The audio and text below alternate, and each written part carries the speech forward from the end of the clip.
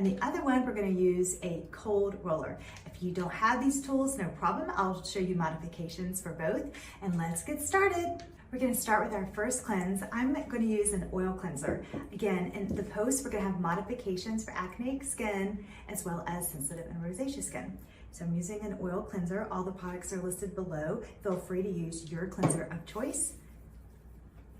I like to spread the cleanser in quadrants, so upper, middle, lower. And of course, we're going to get that neck. And décolleté. You'll notice I'm wearing this modified robe and it just allows me to really get my neck, my décolleté. We're going to incorporate facial massages with our cleansing. So I'm going to divide our facial massage